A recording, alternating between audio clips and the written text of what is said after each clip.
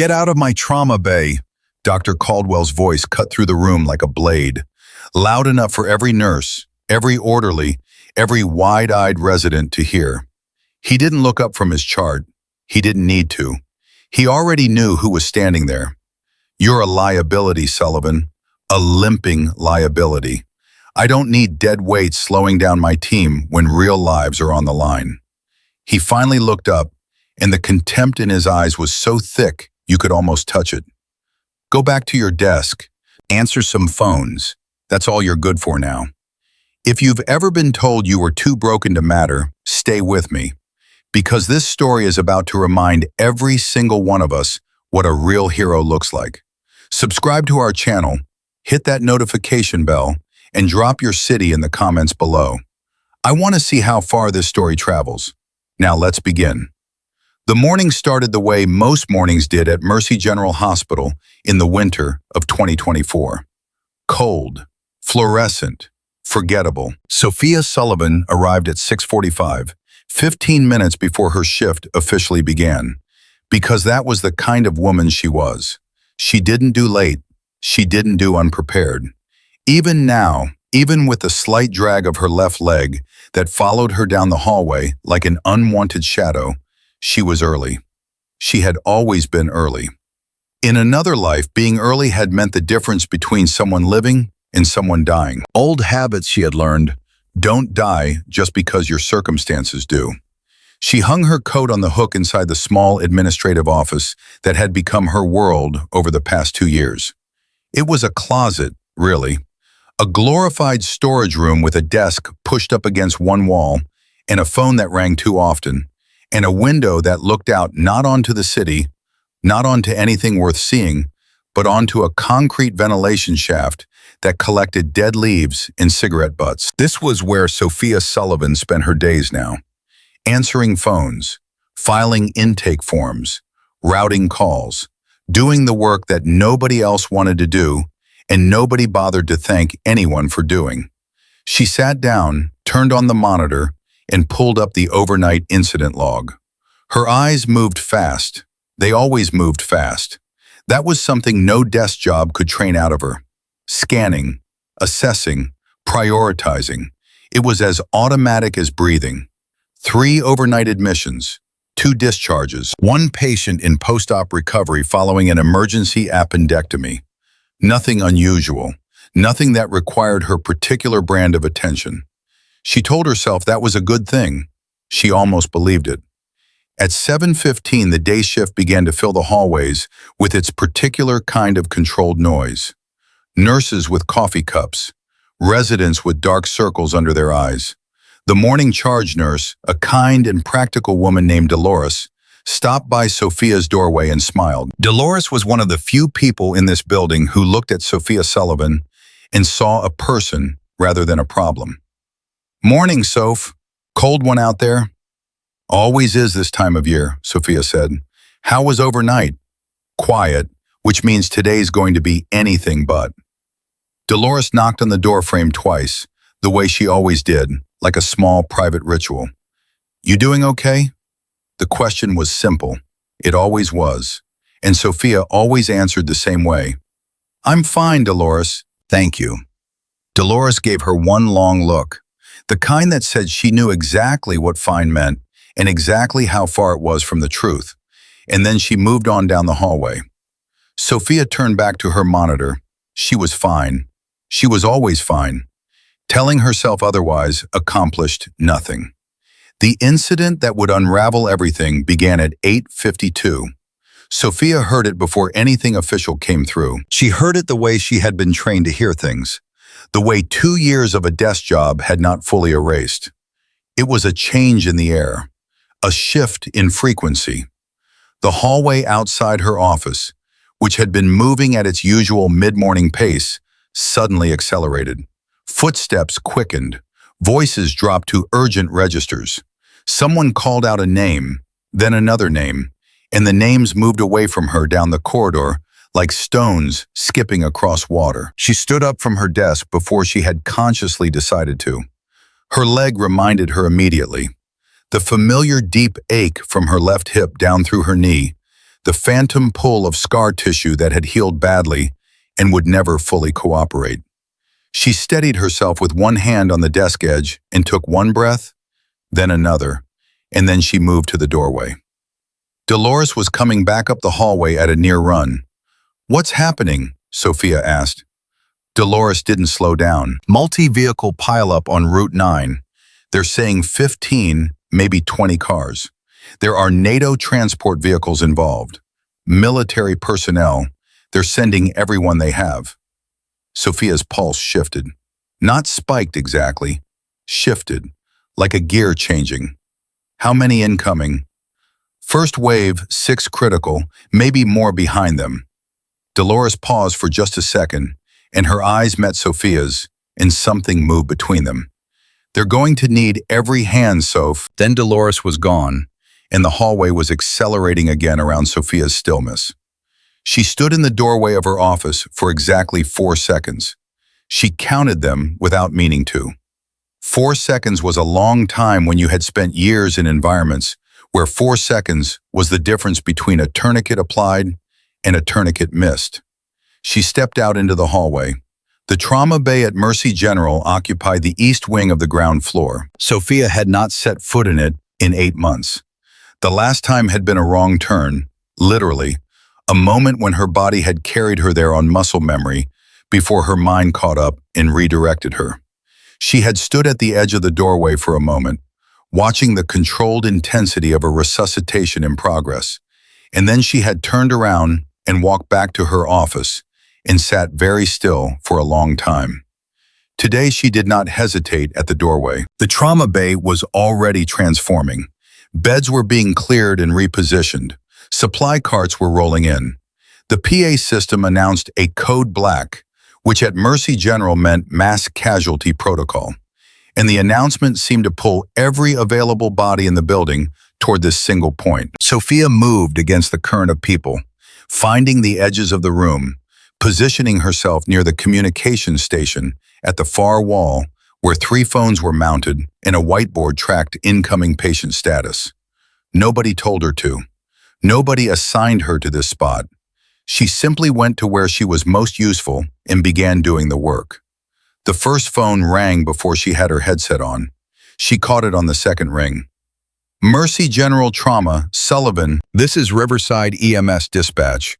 We have a Code 3 incoming, male, approximately 40 years old, blunt chest trauma, suspected tension pneumothorax, GCS of 11, ETA 4 minutes.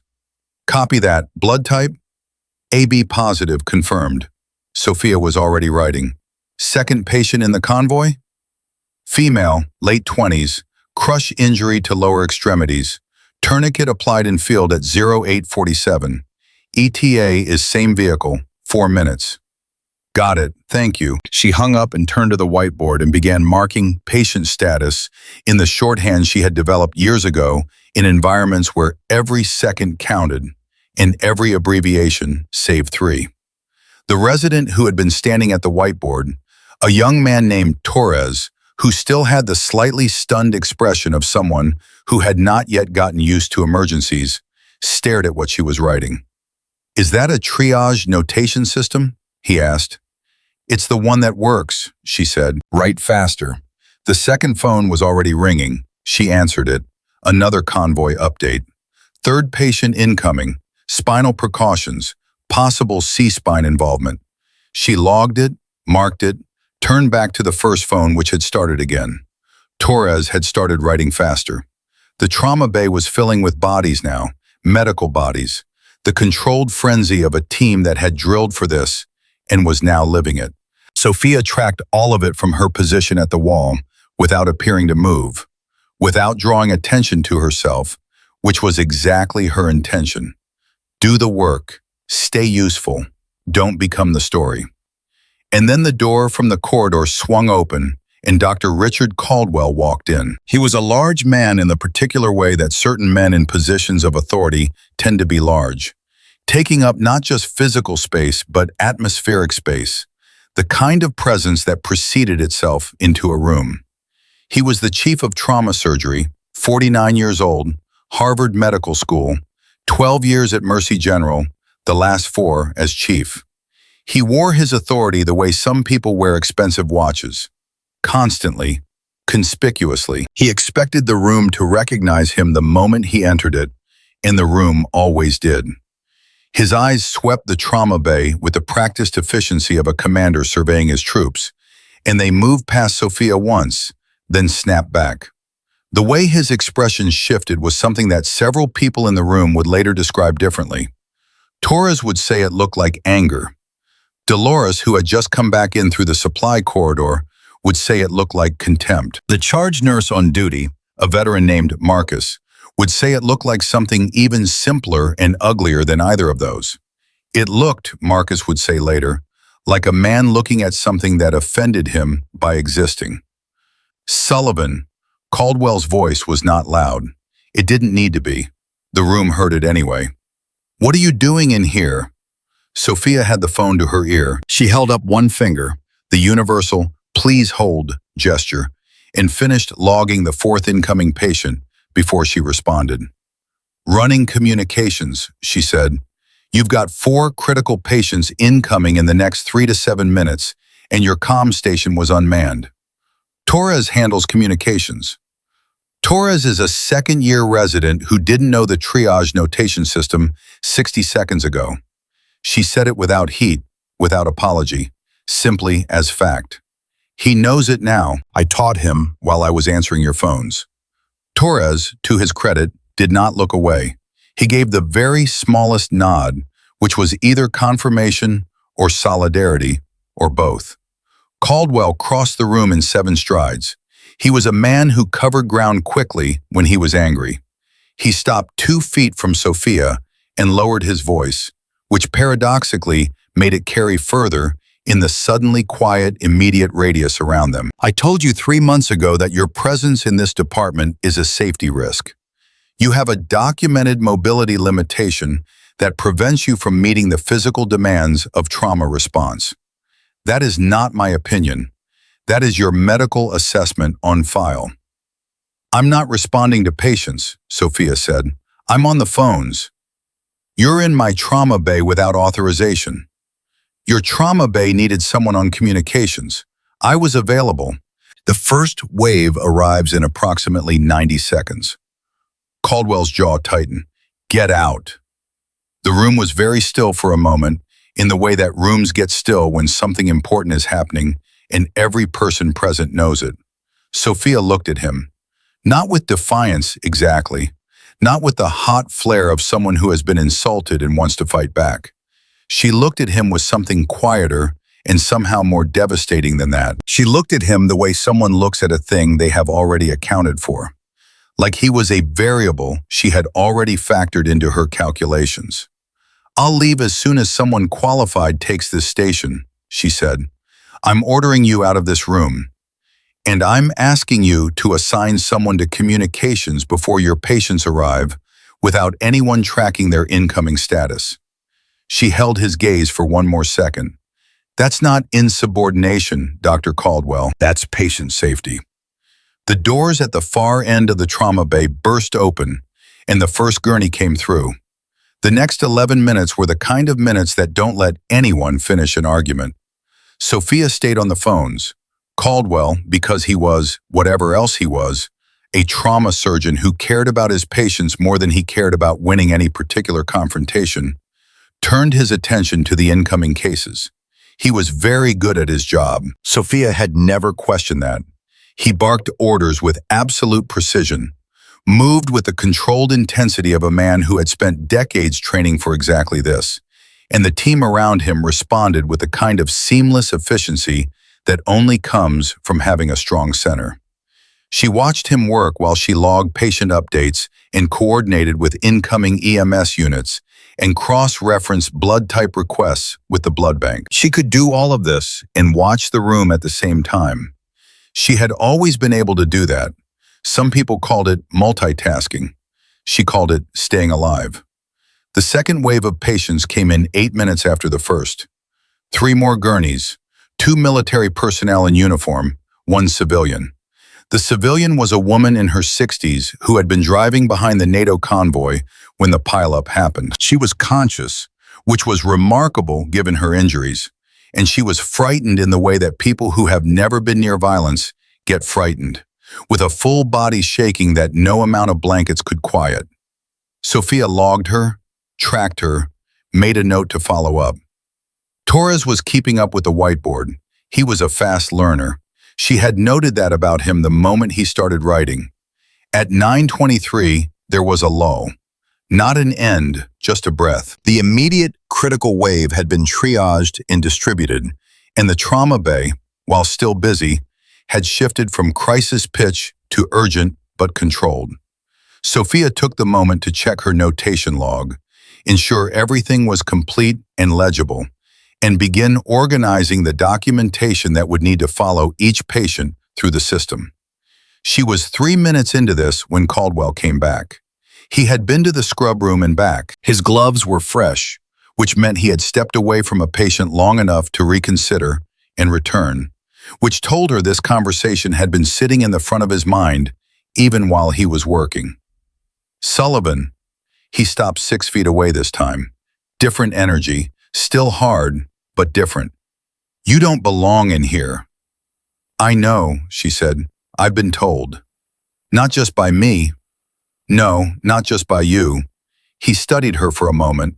Something moved across his face that she couldn't immediately categorize. You were combat, helicopter. It wasn't a question. He had access to her file. He knew her background. She had always known he knew.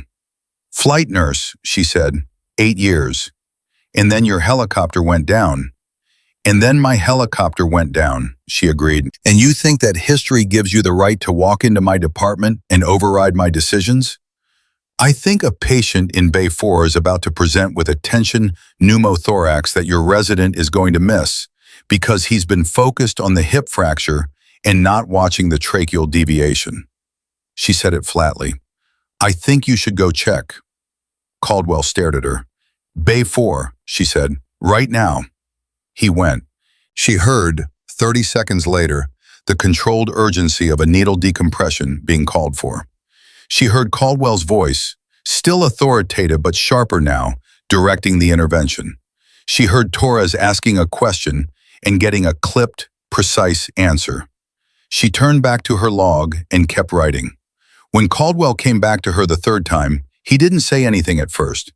He stood at a slight distance and looked at her for a long moment, and she let him look, and she kept working. How did you see that from over here? He finally asked. Because I was watching, she said. Because that's what I do.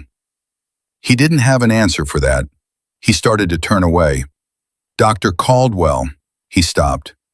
Bay 4 patient's name is Sergeant First Class Danny Ortega. He has a medical alert bracelet on his right wrist that wasn't in the field notes. He's allergic to cephalosporins. A beat of silence. You read that from here? I read everything, she said. It's what I do when you won't let me do anything else. He was quiet for a long moment. Then he walked back toward the bays without saying another word. Sophia exhaled slowly. Her leg was aching. It always ached more when she stood for extended periods, which was one of the documented reasons for her desk reassignment, one of the legitimate, medically accurate reasons that Caldwell cited and cited and cited as though repetition made them complete. The ache was real. The limitation was real. She did not pretend otherwise. She simply refused to let either of those things be the only true things about her. The trauma bay continued its work around her. The noise settled into a lower register. Torres brought her a cup of coffee, wordlessly, and set it on the edge of the communication station. She picked it up and drank it without looking at him, but she noticed, and she was grateful. At 9:51, her phone rang again. She answered it the way she answered every call.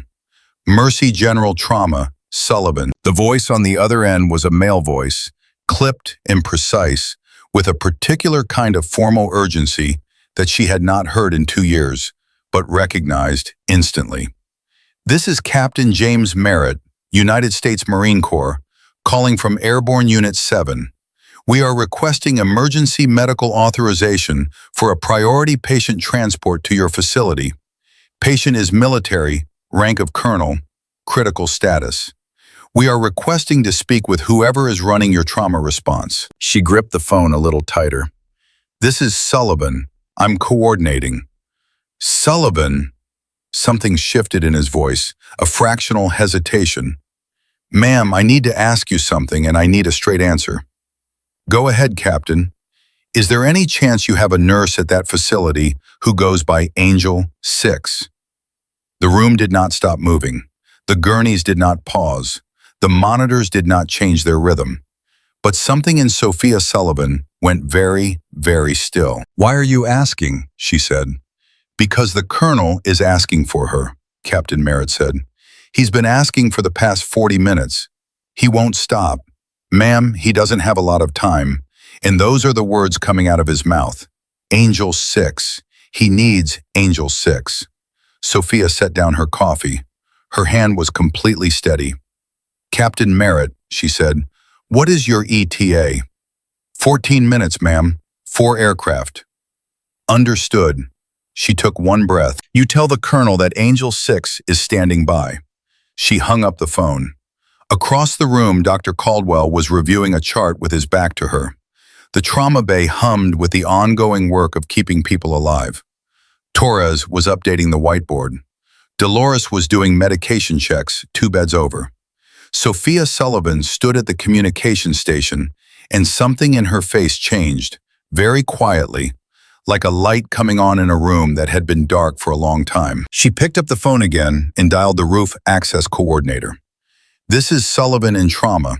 I need you to prep the helipad. We've got 4 inbound aircraft, military, ETA 14 minutes. She paused. "Yes, 4. And I need you to clear the approach corridor from the roof to Trauma Bay 1. Clear it completely." She hung up and turned to Torres. "Update the board," she said. "Priority patient incoming, military, ETA 14 minutes. Torres stared at her. "Who is it?" She looked at him steadily.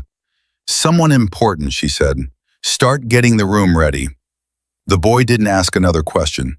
He just started moving. Sophia turned back to the phones and began making the calls that needed to be made, one after another, with the quiet efficiency of someone who had done this 10,000 times, in the dark, in the rain, at altitude, with the sound of rotor blades overhead, and the knowledge that every second mattered and none of them could be given back. She was not thinking about her leg. She was not thinking about the desk in the small office with the window that looked onto the ventilation shaft. She was not thinking about Dr. Caldwell, or his assessments, or his authority, or the 2 years of being unmade, piece by piece, from the person she used to be into the person they had decided she was. She was thinking about a colonel she hadn't seen in 2 years. She was thinking about a word, one word, a name, the only name she had ever been given that meant something true about her. Angel 6. Somewhere above the hospital, 14 minutes away, 4 Marine helicopters were cutting through the winter sky. The 14 minutes felt like 14 seconds and 14 hours at the same time. Sophia moved through the trauma bay with the phone still warm in her hand, and her mind was already 3 steps ahead of her body, which was the only way she had ever known how to function.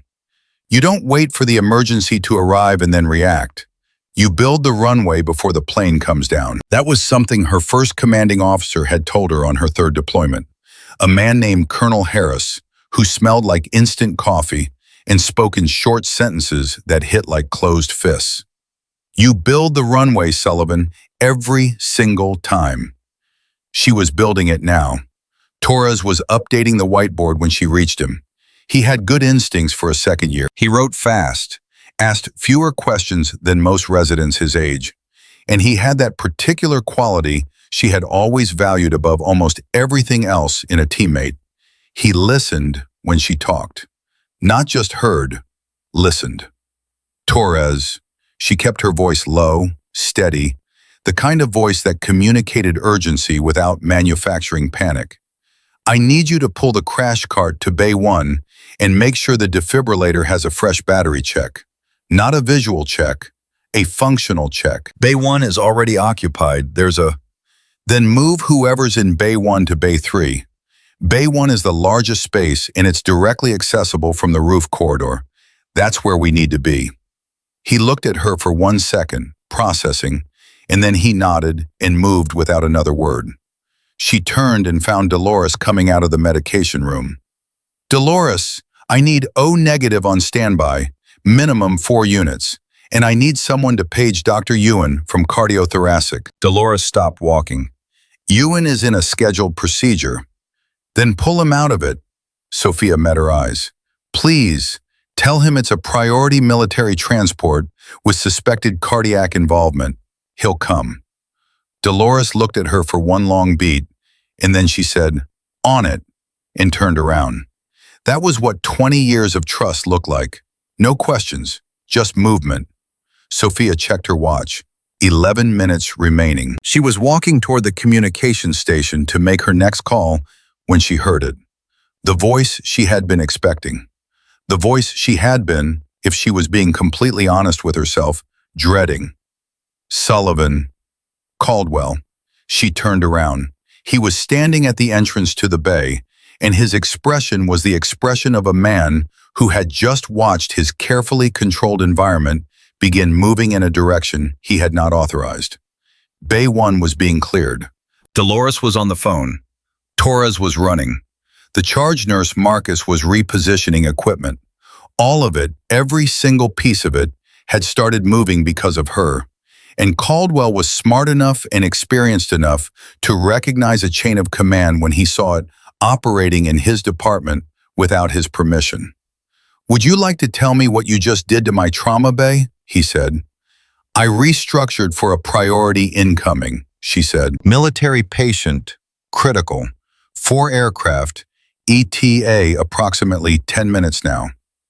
I received no notification of a priority military transport. You received it 30 seconds ago through me." She held his gaze. "I'm notifying you now." His jaw worked. "You do not have the authority to redirect my department. Then take over and tell me what I've done wrong." She gestured at the bay with one open hand. Bay 1 cleared and prepped for maximum access. Crash cart functional checked and repositioned. O negative on standby. Cardiothoracic being paged. Tell me which of those calls you would not have made. The silence between them lasted 4 seconds. She counted again, the way she always counted, the way she could not stop counting. "Who is the patient?" he said. She had been waiting for that question. She had been thinking for the past 9 minutes about exactly how to answer it. Not what the truth was, but how much of it to hand him right now, in this moment, with 10 minutes on the clock and an audience of nurses and residents who were all watching from their peripheral vision while pretending very hard not to. "The patient is a colonel," she said, "United States Marine Corps. He's critical and he's been in the field. Beyond that, I don't have confirmed details yet." It was true. Every word of it was true. It was also very carefully incomplete. Caldwell studied her. "And why are they coming here specifically? There are 3 hospitals closer to Route 9. They asked for this facility," she said. "They asked for this facility by name?" A beat. "They asked for this facility by personnel." His eyes narrowed. "What does that mean?" Before she could answer, the radio on Marcus's belt crackled, and a voice came through that silenced every other sound in the room. "Mercy General, this is Marine Airborne 7. We are 4 minutes out, requesting confirmation of landing clearance and trauma team readiness. We are transporting Colonel William H. Garrett, multiple trauma, critical status. He is conscious and communicating.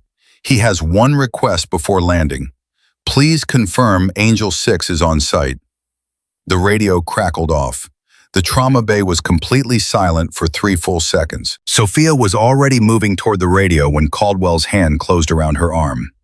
Not hard, not roughly, but firmly, the way you stop. He looked at her, really looked at her, in a way that she realized he had never actually looked at her before.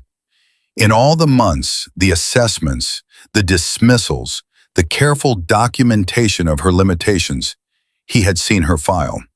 He had seen her diagnosis. He had seen the mobility assessment and the physical therapy reports and the administrative reassignment paperwork. He had seen all of it, and in seeing all of it, he had somehow failed to see her. Sullivan.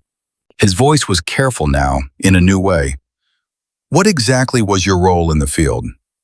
Flight nurse, she said, the same answer she'd given before. That's not what I'm asking. The radio crackled again. Mercy General, confirm Angel 6. Colonel is asking, please confirm. Sophia looked at Caldwell's hand on her arm. She didn't say anything. She just looked at it. He let go. She reached Marcus and took the radio. Marine Airborne 7, this is Mercy General. Angel 6 is confirmed on site. Helipad. One of the nurses laughed. Even Marcus, who had been in this department for 16 years and claimed to have lost his sense of humor sometime in 2015, made a sound that was at minimum adjacent to laughter. Sophia did not laugh, but the corner of her mouth moved. Just slightly, just enough. She handed the radio back to Marcus and turned to face the room. Listen up, she said. Her voice was not loud, but it carried in the way voices carry when a room has decided to give them its full attention. The incoming patient is Colonel William Garrett. He is a 23-year military officer, and he is someone's father and someone's husband, and he is critical, and he is counting on every single person in this room to be exactly who they were trained to be. That's all you need to know. She paused. Bay 1 ready? Ready, Torres said. Crash cart? Functional and positioned, said one of the nurses. Blood bank? 4 units O negative confirmed on standby, Dolores called from across the room. Ewan? Pulling out of his procedure now, Dolores added. 3 minutes. Sophia nodded. Then we're ready. She turned toward the corridor that led to the roof access elevator, and then she stopped, because Caldwell was standing directly in her path. He wasn't blocking her. His body language was not the body language of confrontation this time. He was simply standing there, and he was looking at her, and the look on his face was something she did not immediately have a name for. Sullivan, he said quietly. The call sign, Angel 6. What does it mean? She met his eyes. It means I was the 6th flight nurse attached to the 82nd Combat Aviation Brigade's medevac unit in eastern Afghanistan. She let that settle for exactly 1 second. It means I flew 143 combat medevac missions in 2 years. It means that the men and women I flew with gave me a name, because that's what you do when someone becomes something more than a colleague. She paused. It means Colonel Garrett is alive right now, on that helicopter, because 14 months ago, I pulled him out of a burning vehicle in the Paktika province with one hand on his chest and one hand on the doorframe of a helicopter that was taking ground fire. The room was very quiet. Caldwell's face had gone through several changes in the last 30 seconds. She had watched them all happen. You were decorated, he said. It was not entirely a question. 3 times, she said, before my helicopter went down. He opened his mouth to say something and then closed it again. Then he stepped aside. She walked past him toward the corridor. She was almost at the door when his voice came after her, different now from any version of his voice she had heard in 2 years. Sullivan. She stopped, but did not turn. Whatever you need, you have it. She pushed through the door. The elevator to the roof was the kind of elevator that moved slowly, regardless of the urgency of the person riding it, a fact that had frustrated Sophia every single time she had occasion to use it. She used the 40 seconds of its ascent to run through the clinical information she had. Suspected multiple trauma, critical status, conscious and communicating, which was a good sign but not a sufficient one. Consciousness in severe trauma patients was sometimes a misleading indicator. She had seen men talk coherently with internal bleeding that killed them 20 minutes later. She had seen men joke about their injuries right up to the moment their blood pressure collapsed. The brain was the last thing to give up. It kept working, kept talking, kept insisting everything was going to be fine, right up until it couldn't anymore. She knew this the way she knew her own heartbeat, from the inside. The elevator opened and the cold hit her like a physical thing, the January air coming off the roof with the particular brutality of a Midwestern winter afternoon. And then she heard them. She heard them before she saw them. The sound of rotor blades cutting through cold air was a sound that lived in a specific part of her. The part that was not administrative, not reassigned, not documented and assessed and found limited.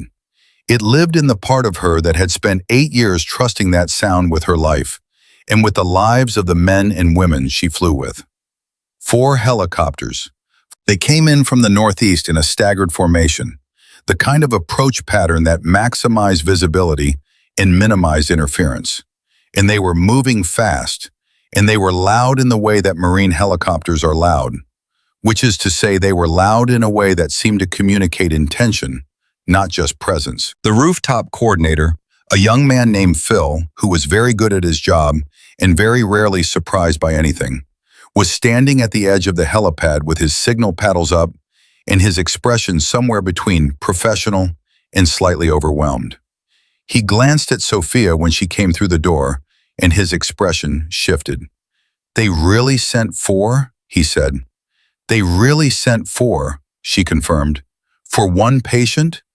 She looked at the helicopters. "He's not just any patient." The lead aircraft came down first, precise and deliberate, the landing so clean it barely seemed to interrupt the air. Even before the skids fully settled, the side door was already opening, and the Marines coming out moved with the specific economy of men who have rehearsed urgency into a kind of fluid silence. There were 6 of them. They were armed, not aggressively, not in any posture that suggested threat, but the weapons were there, worn with the casual authority of people for whom weapons are part of the uniform rather than a statement. They moved toward her immediately, which meant they had already been briefed on who would be meeting them, which meant Captain Merritt had prepared them. The lead Marine was a young woman, a lieutenant by her insignia, with a face that managed to be simultaneously exhausted and completely focused. She reached Sophia in 10 steps and stopped. "Angel 6, she said. "Sullivan," Sophia said. "Same thing." The lieutenant's expression shifted just barely, something like relief. "Lieutenant Dana Cole, ma'am. We have the colonel in the 2nd aircraft. He's stable, but we've been losing ground in the last 20 minutes. BP is dropping. He's been conscious the whole flight and She stopped, steadied herself. For just a moment, she was not a Marine lieutenant. She was a young woman who was frightened. "He kept asking for you, ma'am, the whole way here. Every time we told him we were getting closer, he'd ask again, 'Is she there? Make sure she's there.'" Sophia absorbed this. Let it move through her, all of it, the weight of it, the honor of it, and the responsibility of it, all in about 2 seconds, which was all she could afford. "Tell me his current status," she said. "Everything you know." Cole did. She ran through it clean and fast. The field assessment, the interventions, the vitals timeline, the medication administered, the complications that had developed in transit. She talked like someone who had been trained to communicate clinical information under pressure and who was currently operating at the edge of that training, holding it together by the same discipline that had gotten her this far. Sophia listened without interrupting. Her mind was running parallel to Cole's words, building the clinical picture, mapping it against the resources she had prepared downstairs, identifying the gaps. "Suspected cardiac contusion?" she repeated. "Field medic clocked irregular rhythm at approximately 09:15. It's been intermittent since." "That's why I called Ewan," Sophia said quietly, mostly to herself. She turned back toward Phil. "Let's move." The door of the 2nd helicopter was opening, and then she saw him. Colonel William Garrett was a large man, reduced by injury to something that was still, despite everything, unmistakably commanding. He was on a field stretcher, packed and strapped and cared for with the precision of military medics who took their work as seriously as any surgeon. He was wearing the remnants of his uniform, which had been cut and modified for field treatment. His face was the face of a man in significant pain who had decided, for the time being, not to let that matter. His eyes found her before the stretcher had fully cleared the aircraft door. And the thing that happened in his face in that moment was something that several Marines who witnessed it would remember for the rest of their lives. Not because it was dramatic, not because it was performed, but because it was real, entirely and completely real. The expression of a man who had been holding on to something by force of will alone, and who had just been given permission to trust that it was going to be okay. "Sullivan," he said. His voice was rough, worked over, but steady. The way a rock face is rough and steady. "You still here?" "I'm still here, sir," she said. She was next to him now, her hand automatically going to his wrist, fingers finding his pulse, reading it the way she had read 1,000 pulses, her eyes moving over him with the trained speed of someone who could run a field assessment in the time it takes most people to say hello. "I've got you." "Thought maybe they'd retired you," he said. "They tried," she said. He made a sound that in better circumstances would have been a laugh. "Didn't work?" "Didn't work," she confirmed. She looked up at Cole. "Let's move him. Now. And someone get me a current rhythm strip. I want to see that cardiac trace before we hit the elevator." They moved. The next 4 minutes were the 4 minutes she had spent 20 years preparing for without knowing it. The colonel's stretcher coming off the roof, through the access corridor, into the elevator that was still too slow. Her hands never leaving him entirely, always making contact, always monitoring, because touch was information, and information was everything. Cole and 2 of her Marines staying close. Sophia calling ahead on the radio to confirm Bay 1 was ready and Ewan was in position. The elevator opened onto the trauma bay corridor, and the first thing she heard was voices. And then she turned the corner, and the full team came into view, and Dr. Richard Caldwell was standing at the head of Bay 1. Not at the edge, not observing, at the head, in position, gloved and gowned and ready, the way a trauma surgeon stands when he has decided to be exactly what he was trained to be, and nothing else. Their eyes met across the room. He gave her one nod. She gave him one back. "BP," she said. 88/52, Torres called out. "Dropping. Rhythm? PVCs, intermittent. Ewan is reviewing the strip now."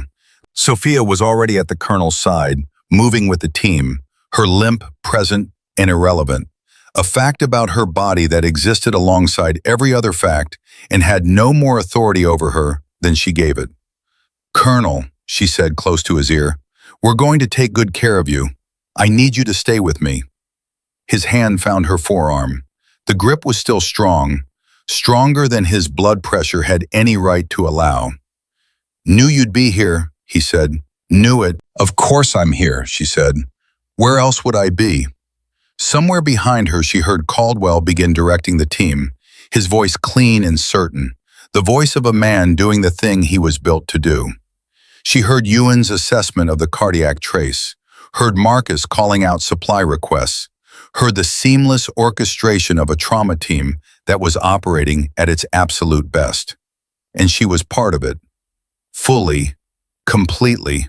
Not as the woman with the limp, not as the administrative reassignment behind the desk in the closet office, not as the liability, the casualty, the one they had decided was done, as Angel 6, as the person she had always been, even on the days when no one else in this building remembered it. The colonel's vitals were tanking. His BP had dropped to 81/48, and Ewan was calling for an emergency echocardiogram, and Sophia was already 3 moves ahead, already pulling information from her mental clinical map, already identifying the sequencing that would give him the best chance. She looked across the stretcher at Caldwell. He needs a pericardiocentesis, she said. Fluid in the pericardial sac. That's your rhythm disruption, and that's your pressure drop. The cardiac contusion was a covered diagnosis.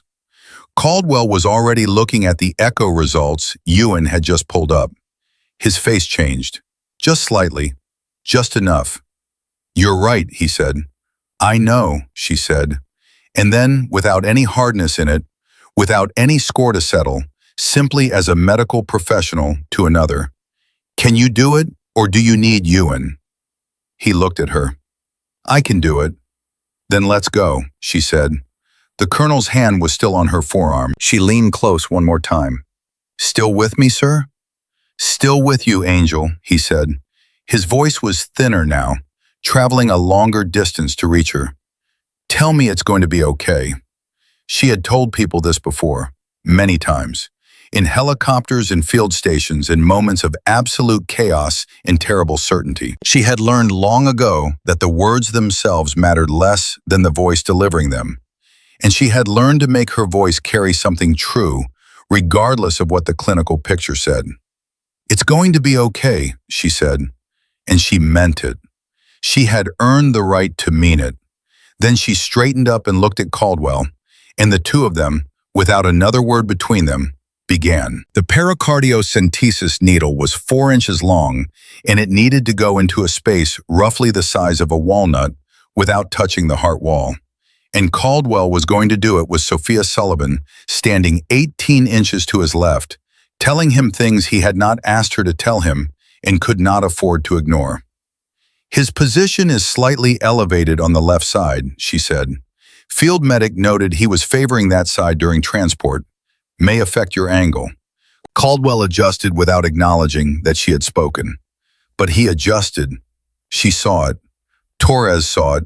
Ewan, standing at the monitor, saw it. The adjustment was small and precise, and it was exactly the right correction, and it would not have happened without her. That was enough. She did not need him to say thank you. She needed the colonel to live. BP is at 79/44, Torres called out. His voice was controlled, but the number was not.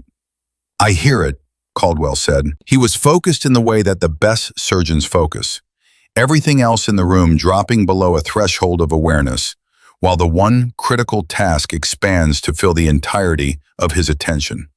She recognized that focus. She had seen it in the field in people who saved lives and in people who couldn't. And the difference between the two was not skill alone. It was trust. Trust in your own hands. Trust in the team around you. Trust that the information coming at you from every direction was reliable. He was trusting her information. She could see it. She kept giving it. His breathing has been consistently shallow on the left since intake. Right side is compensating. He's been doing it long enough that it reads as normal, unless you're looking for it. Left hemothorax, Ewan said quickly. Possible concurrent, Sophia said. I'd confirm with a secondary ultrasound after the pericardiocentesis. One thing at a time. Agreed, Caldwell said, still not looking at her. Eyes on the procedure, hands absolutely steady. Sullivan, stay on his vitals while I'm in. Tell me the moment anything changes. It was the first time he had given her a direct clinical instruction. The first time in 2 years he had addressed her as part of a medical team rather than an administrative inconvenience. He said it like it was nothing, like it was obvious, like it was simply the next necessary sentence in a conversation about how to save a man's life. She felt it land in her chest somewhere, that sentence, and she filed it away for later, because right now there was no time for anything that was not the colonel. On his vitals, she confirmed. Her fingers went back to his wrist, pulse thread-thin and fast, too fast, compensating. His blood pressure was doing the thing that blood pressure does in cardiac tamponade, dropping in increments that looked gradual until suddenly they weren't. Talk to me, sir, she said quietly to the colonel, close enough that only he could hear. Eyes open, stay with me. His eyelids, which had been drifting, lifted. Sullivan. His voice was barely above a breath. "You sound like you're a long way away." "I'm right here, 6 inches. Stay with me." "Getting harder." "I know. Hold on for about 90 more seconds." 90 seconds, sir. You've held longer positions under worse conditions." Something moved in his face, a ghost of something, not quite a smile. "You remember Paktika." "I remember everything," she said. "Longest night of my life," he said. "Mine too," she said. "And we both made it home. Hold on." Caldwell's hands moved. The next 40 seconds were the kind of 40 seconds that accumulate interest on your nervous system for years afterward. The room was silent in the absolute way of trauma rooms at critical moments. Every person present operating on the shared understanding that noise was now a resource that needed to be spent carefully. Monitors beeped. The ventilator moved air. Everything else waited. Then Caldwell said, "Fluid returning," and the room exhaled. The pericardial fluid came back dark, and there was more of it than expected, which was information and not good information. And Sophia saw Ewan's posture shift slightly at the monitor, the way clinicians shift when a number surprises them in an unwelcome direction. "Volume?" she asked. "Significant," Caldwell said. "He's been bleeding into the sac. This didn't start with the accident." Sophia processed this in about 1 second. "Existing condition?" "Has to be." Caldwell looked up from the procedure for the first time, and his eyes found her across the colonel's body. "Do we have his full medical history?" "Not yet. His records are military. They'll take time to access." She was already thinking, already running the timeline backward, the way she had been trained to do, building causality from effect. Lieutenant Cole would know if there were any recent medical flags. She's been his personal security detail for 6 months. Caldwell looked at Marcus. "Get the lieutenant in here." Marcus was already moving. The colonel's BP began to rise. Slowly, cautiously, the way blood pressure rises when the mechanical obstruction is removed and the heart remembers it is supposed to be doing the job. 79/44 became 83/49. Became 87/51. The climb was not dramatic. It was the climb of a system that had been fighting for a long time and was now, with one specific pressure removed, able to breathe again. "There you are," Sophia said quietly. The colonel's eyes opened fully. "What happened?" "Fluid around your heart," she said. "Dr. Caldwell drained it. You're going to start feeling better in about 2 minutes." "Caldwell." His eyes moved, found the surgeon. "Good man." A beat of silence in which Sophia watched Caldwell's face move through something she could not entirely name. The colonel had not asked for credentials, had not asked for specialties or rankings or years of experience, had asked for a character assessment from the one person in the room whose judgment he trusted completely. Caldwell looked at the colonel, then he looked at Sophia. Sophia said, "Yes, sir. Good man." The colonel closed his eyes briefly. "All right, then," he said. "All right." Lieutenant Cole came through the door 40 seconds later, not at a run, but at the precise fast walk of someone who has been told not to run and is giving that instruction the absolute minimum compliance. She was still in full gear.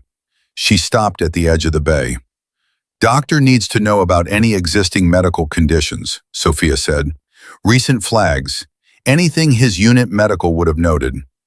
Cole's expression did something. It was brief, just a flicker, but Sophia caught it the way she caught everything, completely and immediately. "Lieutenant," she said, keeping her voice even, "this is not the time." Cole met her eyes. "There's a reason he didn't want this in the civilian system," she said quietly. "I understand, but he's in our system now, and if you know something that affects his care, I need it." Another flicker. Then Cole stepped forward and lowered her voice. 6 weeks ago, he had a routine physical at Bethesda. Echo showed a small pericardial effusion. They classified it as idiopathic and put him on monitoring protocol. He was supposed to follow up last week. She paused. He deployed instead. The silence that followed that sentence had weight to it. Sophia looked at Caldwell. Pre-existing effusion. Impact from the accident accelerated it. Caldwell nodded slowly. He knew, he said. Not accusation, observation. He deployed knowing. He knew, Cole confirmed. Her voice was flat in the way of someone holding a great deal inside a very small container. Sophia thought about a man getting on a transport knowing his heart had fluid around it.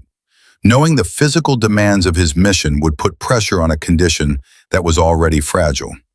Choosing to go anyway because the mission was the mission, and the people under his command were the reason he got up in the morning and put on the uniform and did the thing regardless of what it cost him. She knew that man. She had been that decision. She understood it completely. She also knew that understanding it did not make it any less dangerous. "We need a cardiac surgery consult," she said. "Already called," Ewan said from the monitor. "Dr. Petrov is scrubbing." Good. Sophia had worked with Petrov twice in the 2 years she had been at this facility. Both times peripherally, both times impressed. He was methodical and deliberate in the specific way of cardiac surgeons who have learned that speed and precision are not the same thing and that confusing them costs lives. The colonel's vitals were holding.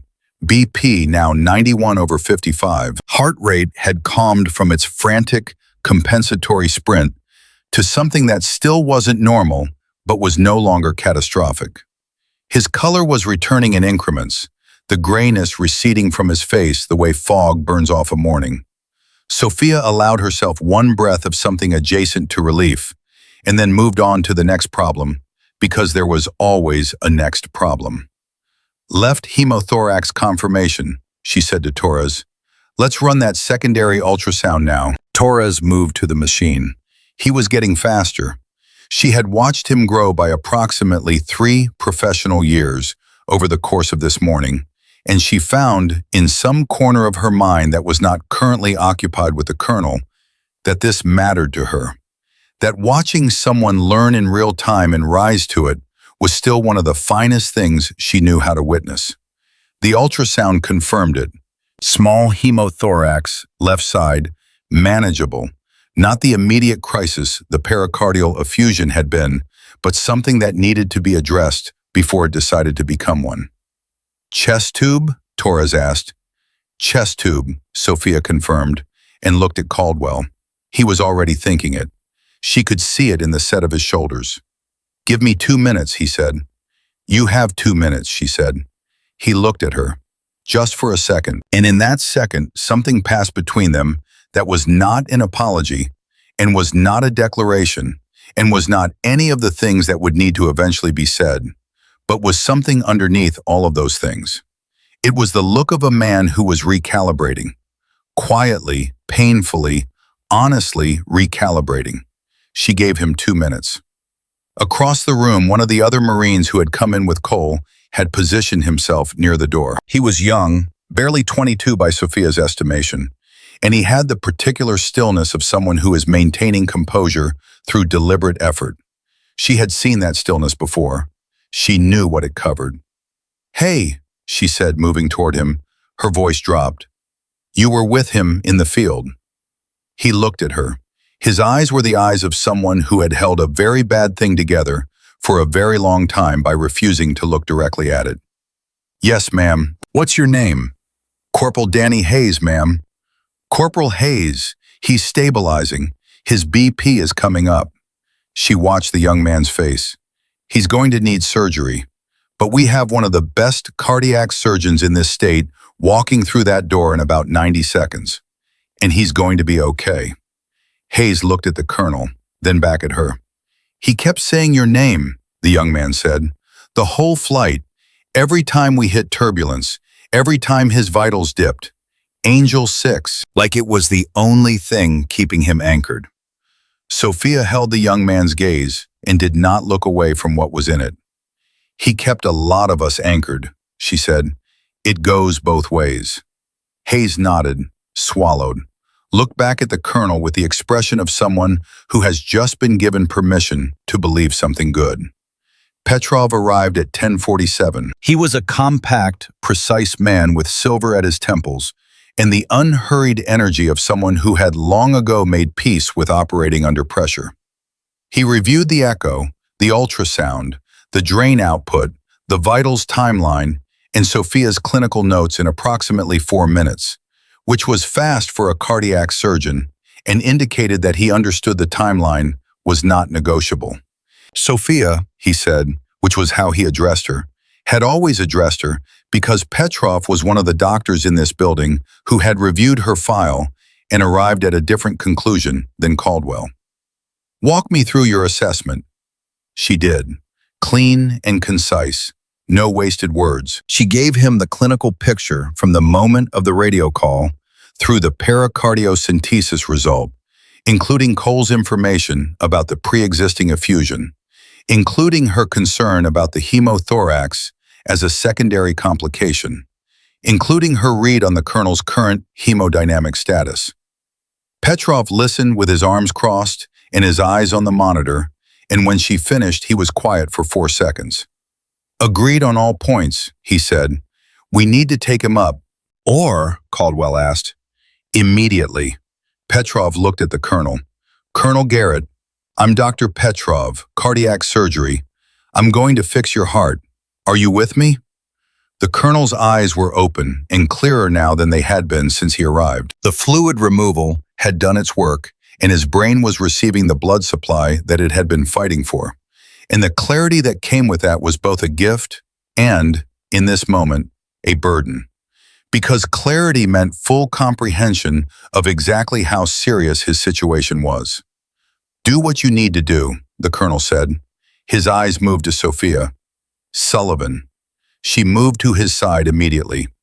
"If this goes sideways," he said, "it's not going sideways." Sullivan. His voice was a colonel's voice again. The voice that had spent 23 years giving instructions that needed to be followed. "If it does, there's a letter in my quarters at Bragg, top drawer. It needs to get to my daughter." She looked at him, and she did not perform optimism at him because he was a colonel in the United States Marine Corps, and he had been in enough situations to know the difference between genuine reassurance and professional bedside comfort. "I'll make sure it gets to her," she said, "but you're going to deliver it yourself." Something in his face, something real and open in the way of men who have spent their lives being strong and who arrive in the extremity of a moment like this at a place where strength and vulnerability are the same thing. "You always did fight for my life harder than I did," he said. "Someone has to," she said. "Now let Petrov do his job." They took him to the OR at 10:53. The room did not suddenly deflate the way rooms sometimes do when the critical patient is moved on. It stayed charged. The Marines were still there. Cole was standing at the window of the bay, watching the direction the stretcher had gone, her hands clasped behind her back in the precise posture of military stillness. Hayes had his head bowed. The 2 other Marines were quiet in the corner. Caldwell had gone to scrub for the OR. Torres was updating the board. Dolores was at the medication station with the particular busy hands energy of a woman who is processing a lot through the act of doing something useful. Sophia stood in the middle of Bay 1. Her leg hurt. It had been hurting for the past hour with the deep, sustained ache of overexertion, the kind that would demand its price in full tonight when she finally sat down and the adrenaline withdrew and left her body to account for everything it had done. She had been standing for 3 hours. She had been standing and moving and directing and assessing and managing, and she had not thought once about the desk in the small office with the ventilation shaft window, had not thought once about what it meant to be reassigned or limited or documented as a liability. She was thinking about it now. Not with bitterness. That was the thing that surprised her, slightly, in the quiet that followed the colonel's departure for the OR. She expected the bitterness and found instead something more complicated. Something that had to do with 2 years of compressed silence finally having somewhere to go. She was standing in the trauma bay where she had been told she did not belong, and she had just directed a medical response that had kept a man alive long enough to get him to cardiac surgery. And she was standing here on a leg that hurt and would probably always hurt. And both of those things were true simultaneously, and neither one of them canceled the other. That was the thing nobody told you about surviving something. Not the helicopter crash, not the recovery, not the 2 years of being incrementally unmade by a system that did not know what to do with a warrior who still had fight in her, but couldn't pass a physical readiness assessment. Nobody told you that surviving was not a finish line. It was a condition. You carried it everywhere, and on the days when the world finally looked at you and saw what you had always been, it didn't feel like triumph exactly. It felt like relief. Long and complicated and almost painfully honest relief. Torres appeared at her elbow. He was holding a water bottle. He held it out without a word. She took it, drank. "Thank you." "No," he said quietly. "Thank you." He paused. "I didn't know. About your service. About who you were." "I didn't advertise it," she said. "Why not?" She thought about this. It was a good question. A genuinely good question from a young man who was trying to understand something real. "Because I didn't come back here to be a story," she said. "I came back to be useful. And the two things are different." He was quiet for a moment. "Do you think Dr. Caldwell knew before today?" She considered the question honestly. "He knew the facts in my file. He knew I was a flight nurse, that I served in a combat theater, that I was injured in a helicopter incident and medically discharged with a documented mobility limitation." She paused. Knowing facts and knowing someone are different things. Torres nodded slowly. He was going to be a good doctor. She was fairly certain of that. Cole appeared at her shoulder. "Ma'am," the lieutenant's voice was careful. "I owe you an apology." Sophia looked at her. "For what?" "For the 6 weeks I knew about the effusion and didn't push harder to make him follow up." Cole's face was controlled, but not entirely, not all the way. "I am his security detail. I know his patterns. I know when he's avoiding something. I let him deploy because that's what he wanted. And because arguing with the colonel about a medical decision is like arguing with a wall. But I could have pushed harder, and I didn't." Sophia looked at this young woman, who was standing at attention even in this moment, even in a trauma bay in a civilian hospital, with her commanding officer in emergency cardiac surgery, because that was what she knew how to do, and it was the structure that was holding her together right now. "Lieutenant Cole," Sophia said, "you got him here. You got him here alive, in a snowstorm, in 4 helicopters, with a team that was ready because someone made the right calls. That is what you did." She paused. "That's the job." Cole's jaw tightened. Her eyes were very bright. "Yes, ma'am," she said. "And for the record," Sophia said, "arguing with the colonel about anything is like arguing with a wall. I know this firsthand. You did not fail him." Something in Cole's posture shifted, barely perceptible, but there. The next thing that happened was the thing nobody expected. Marcus's radio went off. Not the routine traffic frequency, the emergency channel. The one that was used for facility-level events, the channel that everyone on staff knew the sound of and nobody wanted to hear. "All trauma personnel be advised. Secondary MCI reported on Route 9. Additional casualties en route. Estimated 12 patients, mixed military and civilian.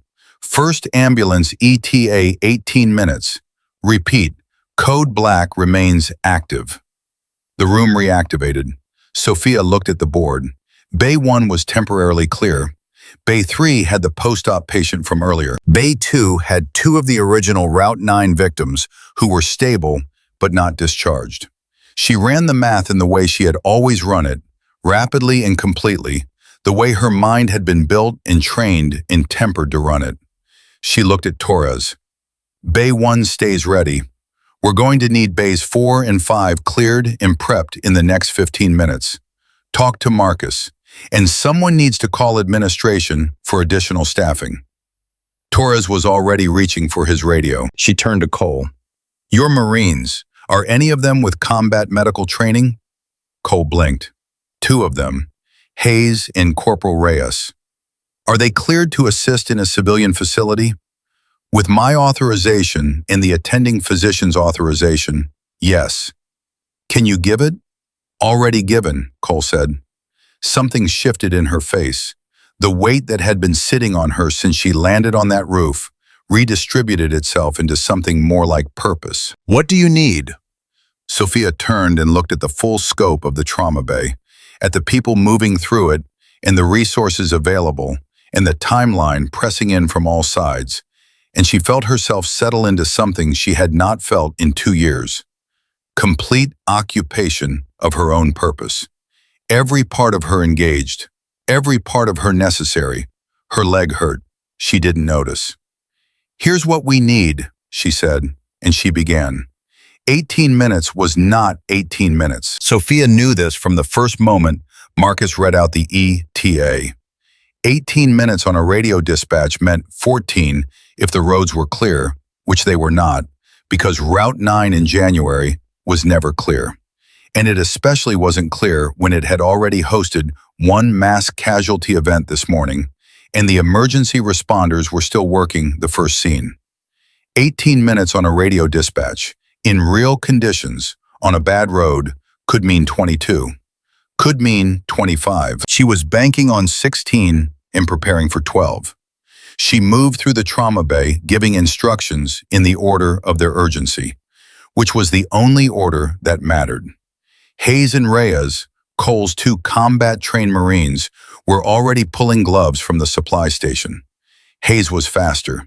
He had the hands of someone who had done field work before, the specific economy of motion that comes from having treated injuries in conditions where fumbling costs lives. Reyes was slightly more deliberate but more thorough, checking labels, confirming supplies, the kind of systematic precision that made him reliable in a sustained response rather than just an immediate one. She assessed them both in about 45 seconds of watching them move.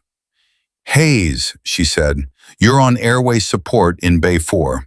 Torres will be primary, your backup and supply coordination. Do not attempt independent interventions without Torres present. Invest? Understood, ma'am. Reyes, Bay 5. Dolores is your lead. You follow her instructions exactly. She has been in trauma nursing for 20 years, and she knows this department better than anyone in this building, including the chief. If she tells you something, it is correct. Reyes nodded. Yes, ma'am. She turned to Cole. You're the liaison between your Marines and my medical team. Any communication issues, any hesitation, any situation where someone doesn't understand a role, it comes through you and then to me. Do not let anything sit. Cole's back was straight and her eyes were focused, and she was, Sophia thought, exactly the kind of person you wanted next to you when the floor fell out. Copy that. The next thing Sophia did surprised everyone in the room except Dolores.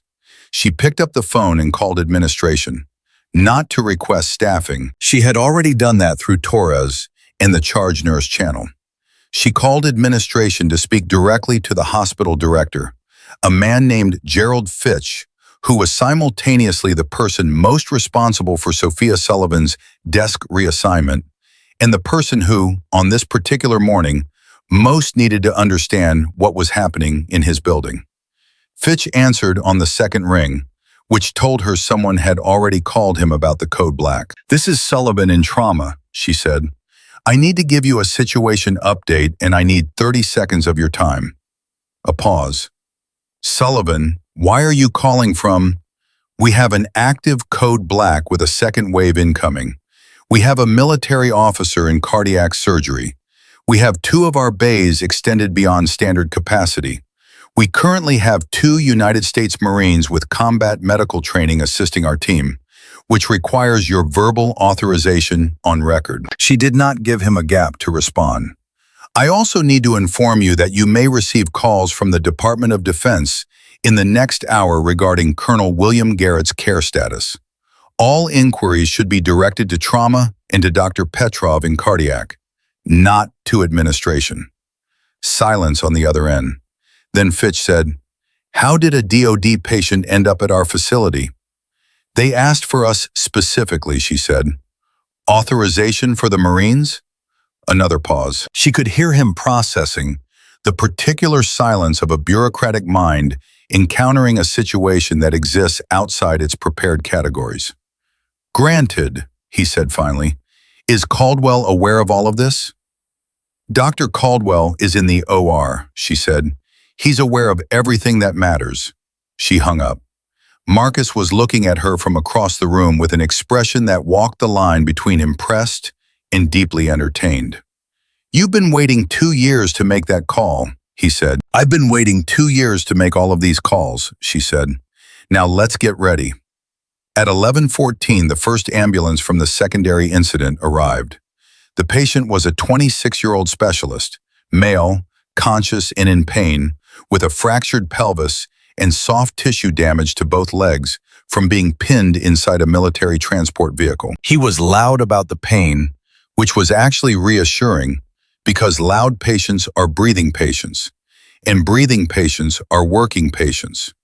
Torres took him to Bay 4 with Hayes at his side, and Sophia monitored from the communication station while tracking the next wave on the radio. Second ambulance, 3 minutes behind. 2 patients, 1 civilian, female, 51, head laceration and possible orbital fracture, GCS of 14, stable. 1. Military, male, 28, penetrating trauma to right shoulder, tourniquet in field, hemostasis holding. She logged both. Directed the civilian to Bay 2, where one of the original Route 9 patients had just been cleared to step down. Directed the military patient to Bay 5 with Reyes and Dolores. The rhythm of it was old and familiar, and she moved inside it the way a musician moves inside a piece they have played 10,000 times. Not thinking about the notes, being the music. Third ambulance at 11:21. This one was different. She knew it before the doors opened, because the EMS team's voice on the radio had the specific compression of urgency that distinguished routine critical from immediately critical. Not the controlled language of a stable transport, the tight, slightly too fast cadence of someone managing a deteriorating situation in real time. Incoming, female, military, 32, IED blast secondary trauma, shrapnel to thorax and abdomen, BP crashing. She's been compensating, but she's losing it. 60 seconds out. Sophia was already at the bay entrance when they came through the doors. The patient's name, she would learn in the next 40 seconds, was Staff Sergeant Aisha Monroe. She was small and compact, with close-cropped hair, and she was conscious with the terrible, fierce consciousness of someone who is refusing to do the other thing through sheer force of will. Her eyes went to Sophia the moment the gurney crossed the threshold, and the look in them was a look Sophia had seen hundreds of times in the field. It was the look that said, "I know how bad this is. Don't lie to me." She did not lie. "Sergeant Monroe, I'm Sullivan. I've got you." She had the woman's wrist in her hand, and the pulse told her everything the EMS update had already suggested. Fast, thin, inconsistent, compensatory shock, and it was winning. "Talk to me. Where does it hurt most?" "Everywhere," Monroe said. Her voice was dry and direct, and even now, even with her blood pressure falling out from under her, it had a quality of composure in it that Sophia recognized and respected. "Right side. Something's wrong on the right side." "I hear you." She looked up. "Marcus, Bay 1, right now." "Bay 1 is clear," Marcus confirmed, already in motion. "I need a chest ultrasound in 60 seconds, and I need a type and cross immediately. She's AB negative. Check the bank." She was moving with the gurney, hands still on Monroe's wrist, her mind building the differential as she moved. The shrapnel distribution from the EMS notes, the right-sided complaint, the hemodynamic picture. She was already fairly certain what she was looking at. They got Monroe into Bay 1 at 11:23. Dolores appeared at her left elbow, which meant she had handed off Bay 5 to Reyes without being asked because she had seen what was coming through the door and she had prioritized correctly. This was what 20 years looked like. Not technique, judgment. "Ultrasound is up," Dolores said. Sophia ran the probe herself. She had not done this in 2 years, but her hands remembered, and the image resolved on the screen and told her what she needed to know in approximately 4 seconds. "Hemothorax," she said. "Right side, large. She needs a chest tube now, and she may need more than that." She looked at the room. "I need an attending." And here was the problem. Caldwell was in the OR with Petrov and Colonel Garrett. The other 2 attending trauma surgeons on staff today were Dr. Weiss, who was currently in a procedure in Bay 3, and Dr. Nalini Okafor, who had just arrived on her afternoon shift, was scrubbing and was technically not yet clocked in for trauma response. 20-second gap. The kind of gap that happens in real hospitals on real bad days. Sophia made the call in the same instant she identified the gap. She picked up the intercom and paged Okafor directly. "Nalini, Bay 1, now, don't finish scrubbing." Okafor's voice came back immediately. "Coming." Then Sophia looked at Monroe. "Stay with me," she said. "A surgeon is coming. 30 seconds. "I've been in worse," Monroe said. Her voice was thinner now, but still there, still fighting. "I know," Sophia said. "I can tell." "You combat?" Monroe asked. And the question was not casual. It was the specific inquiry of someone who needed to know if the person managing their survival had ever been in the position she was in now and understood it from the inside. "Flight nurse, 8 years." Monroe's eyes settled. Something in her stopped bracing. "Okay," she said. "Okay." It was the most trust Sophia had been given in 2 years, delivered in one word by a woman who was bleeding internally and knew it and chose to trust anyway. It hit her in a place she could not fully afford to feel right now, and she stored it carefully and kept moving. Okafor came through the door at 11:25. She was a tall, Nigerian-American woman in her mid-40s, with the kind of face that conveyed intelligence as a resting expression, and who had, in Sophia's considered opinion, one of the best instinctive clinical minds in the building. She reviewed the ultrasound image in 3 seconds. "Chest tube?" she asked. "Chest tube, and I want a surgeon on standby for a thoracotomy if this is deeper than it reads." Okafor looked at the image again. "It might be." She looked at Monroe. "Sergeant, I'm Dr. Okafor. We're going to fix this. Can you tell me your pain level, 1 to 10? 7, Monroe said. Okafor and Sophia looked at each other. 7 meant either genuine 7, which given the injury picture seemed optimistic, or it meant Monroe was underreporting, which was what highly trained military personnel consistently did because they had been conditioned since basic training to function through pain rather than report it. "She's underreporting," Sophia said quietly. "Agreed. Prep for analgesia and let's move." The next 20 minutes were the kind of 20 minutes that leave marks.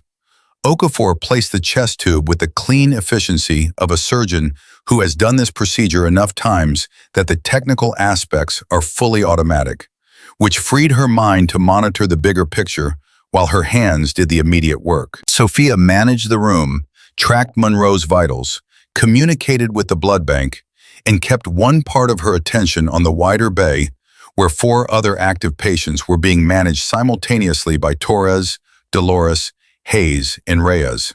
It was the most complex multi-patient scenario she had managed in 2 years. She was not struggling. At 11:41, Okafor looked up from Monroe's chest tube and said, "She's stabilizing. BP is coming up." She exhaled slowly, the particular exhale of a surgeon who has given everything to a procedure and arrived at the other side of it. "Nice call on the thorax, Sullivan." "She told me herself," Sophia said. "I just listened." Okafor looked at her with an expression that was not surprise exactly, but was recalibrated. Okafor stripped her gloves. "For what it's worth, I always thought the reassignment was wrong. I said so to Fitch 18 months ago." Sophia looked at her. I didn't know that. He didn't act on it. I didn't push hard enough. Okafor met her eyes directly. That was my failure, I'm telling you now. The straightforwardness of it landed on Sophia with a weight she hadn't expected. Not because she needed the validation exactly. She had spent 2 years past the point where external validation was her primary source of fuel. But there was something about being seen clearly by a peer, acknowledged honestly by someone who could have stayed quiet, that moved through her defenses in a way she had not prepared for. Thank you, she said. It came out simpler and more direct than she intended. Thank me by staying in this department, Okafor said. I mean that. Before Sophia could respond, Torres's voice came from Bay 4. Sullivan, I need you. She moved. The specialist in Bay 4, the young man with the fractured pelvis, had been managing his pain loudly and consistently throughout his treatment, which had been. Torres was watching the monitor with the particular focused stillness of a resident who has identified something wrong and is not yet certain. The stabilization from field treatment masked it, and now it's releasing. She was already reaching for her radio. We need Weiss out of Bay 3. Weiss is closing, Hayes said from the supply station.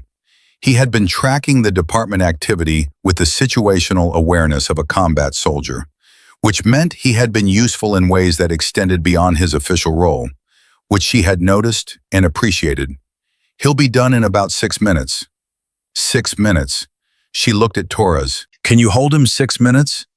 Torres looked at the monitor, looked at the patient, looked back at her.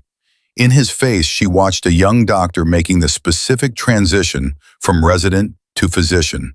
The internal shift that happens when you stop looking for someone else to make the decision and accept that the decision is yours. Yes, he said. Tell me what to do. She told him. Clean, fast, exactly what he needed and nothing extra. Fluid resuscitation, pressure, positioning, what to watch for, what number on that monitor meant call for help immediately regardless of what she had just said. She gave it to him as a framework he could hold and operate inside, not as a script he had to memorize. He absorbed it. He turned back to his patient. He started moving. She watched him for 30 seconds to confirm he had it, and then she moved. At 11:58, something happened that nobody had anticipated. Cole's radio went off, not the frequency she used to communicate with Sophia's team, a different frequency. Military secure channel, the one that nobody in the civilian hospital had any business hearing, and everyone in its immediate radius heard anyway because the transmission was loud and the message it carried was something nobody had prepared for. Airborne 7, this is Joint Task Force Command. We are redirecting Protocol 7 to your current location. Confirm Colonel Garrett's medical status. We have a senior DoD official requesting direct update. Cole stepped away from the bay immediately and answered in a low voice, but Sophia was close enough and trained enough in the skill of hearing things not meant for her to catch the essentials. Protocol 7 was a designation she had heard before, in a different context years ago, and it meant something specific. It meant the patient in question was not just a colonel, it meant his mission, whatever it was classified at a level that meant people above general rank were paying attention to whether he lived or died. She filed this and kept moving. Torres held his patient for 7 minutes, not 6, because Weiss ran slightly long in Bay 3, and when Weiss finally arrived in Bay 4, he reviewed the situation and then he looked at Torres and said, "Good management, textbook." He said it simply, the way experienced physicians say things to young doctors when they mean them, without performance or drama. Torres said nothing, but something in his face changed in a way that would probably take years to fully understand. At 12:11, the OR phone rang. It was the call that everyone in the trauma bay had been holding in the back of their minds since 10:53 when they had taken the colonel upstairs. Sophia answered it. Petrov's voice was steady and warm in the specific way that cardiac surgeons' voices get warm when the news is good. "Sophia, he's through. We repaired the pericardial tear and addressed the secondary bleed. He's in post-op, and he's going to make it. She stood very still for 1 second. Thank you, Alexei, she said. Thank your clinical assessment, he said. We found what you said we'd find in exactly the location you predicted. The pre-existing effusion complicated the presentation in a way that would have been very easy to miss. A pause. It would have been very easy to miss. She understood what he was saying under what he was saying. I'll pass that along to the team. Sullivan. His voice shifted very slightly. Caldwell asked me to tell you something. She waited. He said to tell you that he was wrong. Petrov paused. He asked me to say those exact words. He was wrong. He wanted you to hear it. She held the phone and was quiet for a moment in which many things moved through her, and she let them move because that was the only honest response to a moment that had been 2 years in the making. Tell him I heard it, she said. She hung up and turned to face the room. Cole was watching her from the doorway of Bay 1. Hayes had stopped what he was doing. Dolores was looking at her from the medication station. Torres was looking at her from Bay 4. Even Reyes, who had spent most of the morning focused on his tasks with the intensity of a man who does not look up until the job is done, was looking at her. She said it cleanly, without theater. Colonel Garrett is out of surgery. He's stable. He's going to make it. The room made a sound. Not coordinated, not rehearsed, just the collective release of breath that a group of people makes when they have been holding something together by collective will for several hours and are given permission to set it down for one moment. Cole's eyes closed briefly. When they opened, they were very bright. She straightened her spine and lifted her chin and said, "Thank you, ma'am," in the voice of a Marine officer, which was the only voice she had for large emotions in professional settings, and Sophia respected it completely. Hayes sat down on a supply cart and put his face in his hands for about 5 seconds, and then stood back up and was professional again. The 5 seconds were human and necessary, and everyone in the room gave them to him without comment. Dolores crossed the room and did something she almost never did, which was put her hand on Sophia's arm without asking. Just placed it there, briefly, the way you acknowledge a thing too large for words. Sophia put her hand over Dolores's hand for 1 second. That was all. At 12:23, with the second wave patient stabilized and the code black formally stepped down to a code orange, Sophia was at the communication station updating the log when she heard footsteps behind her that she recognized. Not because they were distinctive exactly, because in 2 years of working in this building, she had unconsciously learned to catalog every sound in the hallway. And she knew those footsteps the way she knew the elevator's groan and the particular pitch of Bay 2's cardiac monitor alarm. She turned around. Caldwell was still in his scrub cap. He had come down from the OR. His face had the look of a man who had just completed a long procedure successfully and who had spent some portion of that procedure thinking about something other than the surgery, which for Caldwell was unusual enough to register on his face. He stopped 6 feet away from her, not the 6 feet of confrontation, the 6 feet of a man who is measuring his words carefully because he understands, perhaps for the first time, that words have consequences and that some of the consequences of his words have been living in this building for 2 years in the form of a woman behind a desk in a room that looked onto a ventilation shaft. "Sullivan," he said, "Dr. Caldwell. Petrov told me he conveyed my message." "He did." A pause. In the pause, the normal sound of the trauma bay going on around them. The monitors, the voices, the particular working sound of a department that has done its job. "That's not enough," Caldwell said. She looked at him and waited. "What I said to you this morning, in front of the department." He met her eyes and held them, which she could see was costing him something, not because he was weak, but because he was the kind of person who found this kind of accounting genuinely difficult and was doing it anyway. "In front of your colleagues, the way I spoke to you, what I said." He stopped. That was wrong, not just clinically wrong, not just strategically wrong. Wrong. As one human being to another, it was wrong. The room around them had gotten very quiet in the particular way of people who are pretending not to listen while listening completely. She let the apology be what it was. She did not minimize it, and she did not inflate it. She simply received it. "I know you believe what you believed," she said. "I know the mobility assessment was real, and the safety concern was documented, and none of that came from nothing. I know you thought you were protecting your patients." She paused. "I just needed you to see that protecting patients and protecting me from patients were two different things." He was quiet. "I was never a liability," she said. "I was a resource you hadn't learned to use." Something moved in his face. It was not comfortable. Good medicine, she had always believed, was often not comfortable. The best diagnoses frequently weren't. "I'm going to recommend your reassignment to active trauma status," he said. "Full clinical role. Effective when you're medically cleared." "I'll need a new mobility assessment," she said. "I'll arrange it. And Sullivan," he paused, "I want Torres assigned to you, formally. I want you to teach him." She looked at the young resident across the bay, who was currently reviewing his patient's updated chart with the focused concentration of someone who had been handed a new standard to live up to, and was determined to meet it. "He's already learning," she said. "I know," Caldwell said. "That's why I want it to be formal." Before she could respond, her phone rang. She picked it up.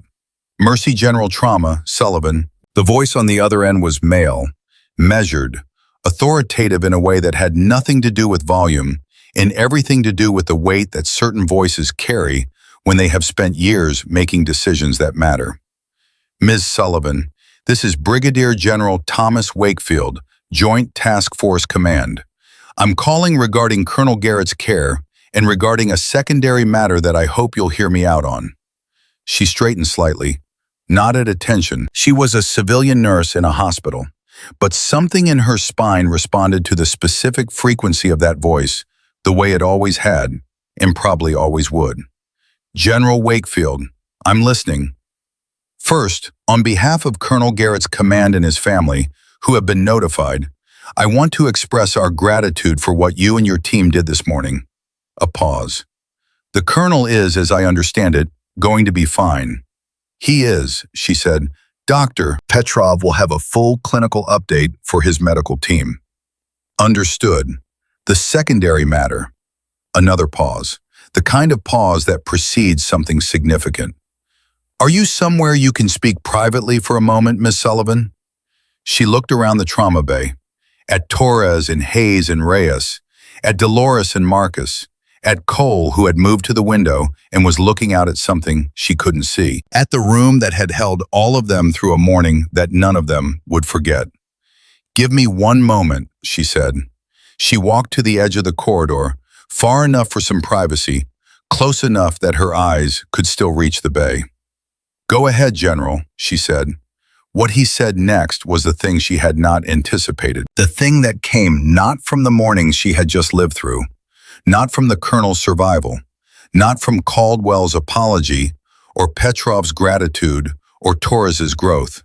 It came from somewhere further back, from the years of flying in the dark over places where the geography itself was trying to kill you, and the only thing between a wounded soldier and the last few minutes of his life was a nurse with a headset and a med kit, and the absolute refusal to let the math come out wrong. It came from who she had always been. "We're establishing a new training program," General Wakefield said. "Joint military and civilian medical preparedness. We need someone to run the curriculum development, combat triage integration with civilian trauma protocols. Someone who has lived in both worlds at the highest level." A pause.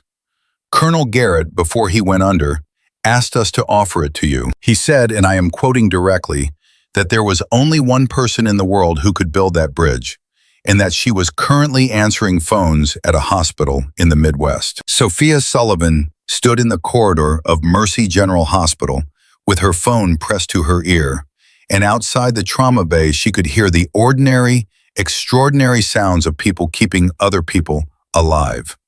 And she thought about a desk in a small office with a window that looked onto a ventilation shaft. And she thought about a helicopter going down in the dark. And she thought about everything that had lived between those 2 points. The years of being unmade and remaking herself anyway. The limp that hurt in the hands that never forgot. The name she had been given by men and women who had trusted her with their lives when they had nothing left to trust with. Angel 6. She looked back through the doorway at the trauma bay. Torres was teaching Hayes something, pointing at the chart and explaining, and Hayes was listening the way good students listen, completely. Dolores was doing what Dolores always did, the work, steady and constant and essential. Cole had turned from the window and was talking quietly with Reyes, and something in her posture was lighter than it had been 3 hours ago. Caldwell was at the bay entrance reviewing a chart, and he looked up at that moment, and for just a second their eyes met across the length of the room. He gave her a nod. She turned back to the corridor. "Tell me more about the program, General," she said. General Wakefield talked for 11 minutes. Sophia stood in the corridor and listened to every word with the same focused attention she had given to every radio transmission, every patient update, every vital sign reading across the entire length of this day. She did not interrupt. She did not ask clarifying questions in the wrong places. She listened the way she had always listened, completely and without reservation, building the picture as it came to her, letting it assemble itself in full before she responded. The program was called the Bridge Initiative. That was its working title, subject to change pending final DoD approval. But Wakefield said it with the confidence of a man who did not expect it to change. The concept was exactly what he had described, a curriculum designed to close the gap between combat medical training and civilian trauma response. The gap that existed in both directions. The gap that meant military medics arrived in civilian facilities and didn't know the protocols, and civilian trauma teams received military patients and didn't understand the injury patterns, the field interventions, the specific physiological presentations of blast trauma and high-velocity wounds, and the particular ways that combat medicine managed patients in conditions that civilian training had never prepared anyone for. The gap had costs, real costs, measured in outcomes, measured in the specific and preventable ways that people died in the transition between one world and another. Sophia had lived in that gap for 2 years. She had sat on one side of it, behind a desk, looking at the other side of it, which was the side where her actual expertise lived. And she had been told by the people managing the gap that she was the problem rather than part of the solution. Wakefield was offering her the bridge. The program would be headquartered at Fort Campbell initially, he said, with satellite training locations at 6 civilian trauma centers across the country. Mercy General is on the short list, given today's events and the existing military relationship with the facility. A pause.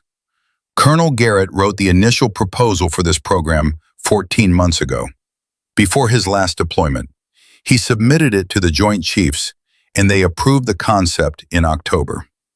Sophia processed this. 14 months ago, the colonel had been writing proposals that included her, had been building something that was designed around the specific intersection of skills she represented, while she was answering phones in a closet. She did not say this, she held it. "What's the timeline?" she asked. "We want curriculum development to begin in 60 days. Full program launch in 8 months. Wakefield's voice carried the particular forward momentum of military planning, the sense of a machine that had already calculated its trajectory and was informing you of it as a courtesy. "We understand you have a current employment situation that would need to be resolved. That can be facilitated at our end if needed." "I'll handle my own employment situation," she said. A brief pause. Then something in his voice that might, in a general officer, constitute warmth. "I expected you'd say that. I'll need the full program proposal in writing. Everything. Curriculum scope, staffing structure, facility requirements, funding authorization." She was already thinking 3 steps ahead, which was the only pace she knew. I'll review it and give you my answer in 72 hours. 72 hours, he repeated. Understood. General Wakefield, she paused. Tell the colonel I'll be up to see him when he's cleared for visitors. He'll be glad to hear it, Wakefield said. He told me this morning, before surgery, that he was not going to die before he got to say thank you properly. He can say it in person, she said. That'll be better for both of us. She ended the call. She stood in the corridor for exactly 10 seconds, which was the amount of time she permitted herself for the purely internal reckoning that the last 20 minutes had demanded. 10 seconds to feel the full weight of what had just been offered, to let it exist without immediately converting it into logistics, and timelines, and action items. 10 seconds to be a human being who had just been told that the 2 years she had spent being diminished had not been the end of her story, had in fact been the compressed and painful prelude to a chapter larger than anything she had imagined when she was answering phones and looking at a ventilation shaft. 10 seconds. Then she walked back into the trauma bay. The code orange had stepped down to a standard watch at 12:31. The second wave patients were distributed across the floor, stable and monitored, and receiving the ongoing care that would carry them through the next phase of their recovery. Monroe, the staff sergeant from Bay 1, had been moved to post-operative monitoring after Okafor confirmed the chest tube was holding and the internal bleed had been successfully addressed. She was awake and characteristically direct about her condition, which Dolores had reported to Sophia with the specific, fond exasperation of a nurse who appreciated patients, who advocated for themselves, and also found them somewhat exhausting. Torres was at the board updating patient status. He had been updating it consistently for the past 2 hours, which meant he had internalized the practice without being reminded, which was the best thing a teacher could observe about a student. Hayes and Reyes were collecting their gear near the bay entrance. The particular methodical accounting of soldiers who have been temporarily attached to a civilian environment and are preparing to transition back. Hayes looked up when Sophia came in. "We're going to head back to the aircraft, ma'am," he said. "Lieutenant Cole wants us ready when she is." "You both did good work today," Sophia said. She meant it simply. Solid. Hayes looked at her for a moment with the expression of a young man who had witnessed something significant and was not entirely sure how to hold it yet. "Can I ask you something, ma'am?" "Go ahead." "The colonel, when you talked to him before surgery, what he said about Pactica," he paused. "We've all heard the story, the extraction, what you did." He stopped again. Then, "He talks about you, not often, but when he does, it's different from how he talks about most things." Sophia looked at this young man, this corporal who was probably 22 years old, and had spent this morning watching a legendary figure he had only heard about become a real person in front of him. And she understood what he was trying to say and why he couldn't quite say it. "Tell him I said the same about him," she said, "when he's well enough to hear it." Hayes nodded, straightened. "Yes, ma'am." He and Reyes moved out. She watched them go with the particular feeling of watching young soldiers leave a room, the involuntary accounting of all the things you hope for them that you cannot say. Cole appeared at her shoulder 30 seconds later. "Sophia." The lieutenant had dropped the ma'am, which was itself a communication. The specific way military formality relaxes when something real has happened between people. "Before I go, I need to give you something." She held out a small, folded piece of paper. Sophia took it, looked at Cole's face, which was composed and direct, and carrying something that was not quite grief and not quite relief, but lived in the neighborhood of both. "He wrote it on the aircraft," Cole said, "before we landed. When I told him we had confirmed Angel 6 was on site," she paused. "He said if he didn't make it, you should have it. He said you'd understand it." Sophia unfolded the paper. The handwriting was the colonel's. She recognized it immediately, compressed and precise, the handwriting of a man who had signed thousands of documents and had long ago reduced his script to its functional minimum. There were 7 words. You always came back for us. Thank you. She folded it once. She looked at Cole. He made it, she said, so he can say it himself. Cole's expression moved through something. Yes, she said, he can. She held out her hand. It was an honor, Sophia. Sophia took the hand and shook it firmly. Take care of him, Lieutenant. That's the job, Cole said. Then she was gone, and the trauma bay went on around Sophia in its ordinary and extraordinary way, and she stood for a moment with a folded piece of paper in her hand, and something settled in her chest that had been unsettled for a very long time. At 1:15, Caldwell came to find her. She was at the communications station, finishing the documentation log, the same station she had occupied at 8:52 this morning, when the day was still a routine day, and the world outside the hospital was going about its business. The log was thorough and precise, and it told the complete story of the morning in the clean, factual language of medical documentation, which was its own kind of narrative, stripped of emotion and full of consequence. He pulled a chair from the nearby workstation and sat down beside her, which surprised her slightly because Caldwell was not a man who sat casually next to people in working environments. He stood, or he moved, or he occupied the head of the room. Sitting beside someone was a different posture. It was the posture of a conversation between equals. "How are you holding up?" he said. She considered the question. "Honestly? I'm asking honestly. My leg is going to make me pay for today tonight," she said. "And there are about 4 things I processed in the last 3 hours that I haven't had time to fully think through yet. Other than that, I'm all right." He nodded, was quiet for a moment. "You knew, didn't you? When they called on the radio this morning, you knew immediately what the colonel's condition was going to be."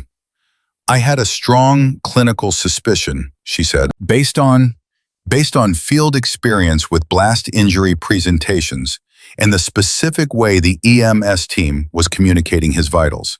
The language they use changes when they're watching someone decline and compensating in real time. It has a particular rhythm." She paused. "You learn to hear it." Caldwell was quiet for several seconds. "I've been practicing medicine for 22 years, he said. "I don't know that I hear that particular rhythm." "You hear other things," she said. "Things I probably don't hear yet." She met his eyes briefly. "That's the whole point of the Bridge Initiative." His expression shifted. "The what?" She looked at him. She had not planned to tell him yet, had intended to review Wakefield's full proposal before discussing it with anyone. But something about the way this conversation was moving made the information feel like the natural next thing. And Caldwell had just earned a certain level of candor that she was not willing to withhold. She told him about the call, the program, Wakefield's offer, the colonel's proposal. She told him cleanly and completely, and she watched his face move through the information the way a good clinician processes a complex case, not reacting prematurely, waiting for the full picture. When she finished, he was quiet for a long time. "Fort Campbell," he said, "initially, with satellite locations. Mercy General is on the short list." He processed this. "So you'd leave?" "I'd lead," she said. "There's a difference." "There is," he agreed. His voice was careful now in a new way, the specific carefulness of a man who is trying to do the right thing and has just discovered that the right thing might be more costly than he anticipated. "Sullivan, if you stay, not as an administrative reassignment, as active trauma staff, what I said this morning, the assessment, the mobility documentation, all of it, I'll reopen all of it formally. I'll ensure it's corrected in your permanent record." She had not expected him to say that. She had expected the reinstatement offer he had already made, had not expected him to go further into the documentation that had shaped her professional standing for 2 years. She looked at him steadily. "That matters to me," she said. "It should, and it should have never been in there the way it was." He held her gaze. "I assessed your physical limitation accurately. I assessed your clinical value incorrectly. One of those things I'm able to fix." She understood the distinction. The limp was real. The assessment of what the limp made her was not. He was capable of being precise about the difference, which meant he was capable of the kind of honest self-accounting that she had, this morning, mostly given up expecting from him. "I need 72 hours to review the Pentagon's proposal," she said. "Whatever I decide, I'll tell you directly." "Fair enough," he said. He stood up. He was himself again, the large, authoritative presence that occupied atmospheric space. But something in the way he stood was different from this morning. The authority was the same, but the contempt was gone, and the space it had occupied was filled with something more honest and less comfortable, and she thought, more permanent. He started to walk away. "Dr. Caldwell," he stopped. "The patient in Bay 4, Torres managed him for 7 minutes without attending coverage while you were in the OR and Weiss was closing." She paused. "He made exactly the right calls, every single one." Caldwell turned and looked at Torres across the bay.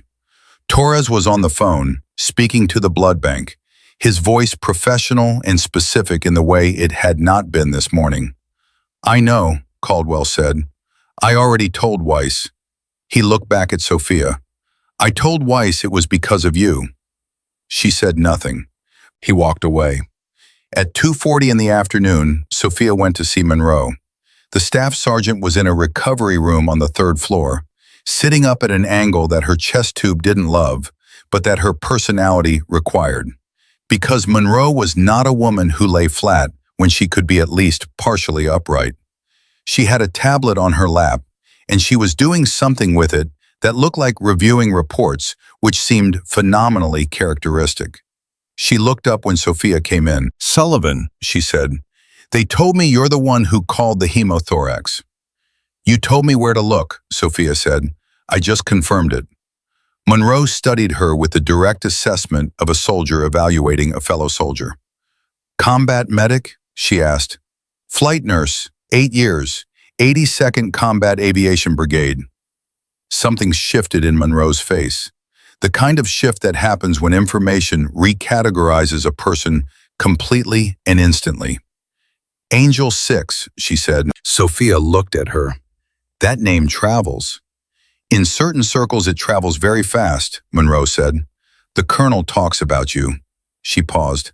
"The whole extraction story, Poptika, the ground fire." Her eyes were serious and direct and carrying genuine weight. "That story gets told, Sullivan. At bases, at medic training, it gets told as an example of what's possible when you refuse to accept the math." Sophia sat down in the chair beside the bed. "What do you mean?" "The math that says this patient is too far gone. This situation is unwinnable. This resource isn't sufficient for this problem." Monroe's voice was even and precise. "You refused the math that day and you got him out. People tell that story because they need to know that the math can be refused." She had not heard it described this way before. She had heard the story told as a story of courage, of skill, of physical endurance in impossible conditions. She had never heard it described as a story about refusing a mathematical conclusion. It was, she thought, the most accurate description she had ever encountered. "They tried to give me a desk job," Monroe said, not bitterly, as a fact. "After my first injury, 6 months ago, different situation but same idea. You're limited, you're a liability, here's a chair and a form to fill out." "What did you do?" "I fought it." Monroe's eyes held hers. "Not because I wasn't limited, I was, still am, in certain ways. But because being limited in one direction doesn't make you unlimited in all directions. And being assigned to a desk doesn't fix the limitation, it just hides the asset." She paused. "You know this." "I know this," Sophia agreed. Monroe looked at her for a moment. "They offered you something, didn't they? After today." Sophia looked at this woman, this fierce and direct and precise woman who had been blown up by an IED and was sitting up in a recovery bed reviewing documents. And she felt the particular recognition that passes between people who have been shaped by the same category of experience. "Yes," she said. "Are you going to take it?" Sophia was quiet for a moment. I'm thinking about it. Think faster, Monroe said. People like us don't get unlimited time to decide. The window opens when it opens. She said it without drama, the way the best truth gets said.